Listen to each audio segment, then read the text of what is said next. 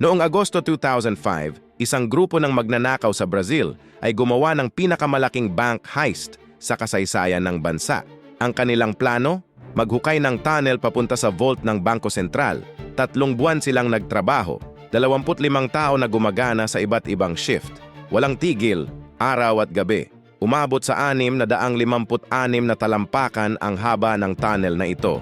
Ginawa nila itong parang tunay na construction site. May ventilation system, may ilaw, may structural support. Ginamit nila ang jackhammer, concrete cutter at mining equipment. 3,500 tonelada ng lupa ang inalis nila. Nang weekend ng heist, pumasok sila sa vault floor. 10 oras silang nag-empty ng 160 safe deposit boxes. 70 milyong dolyar ang nakuha nila.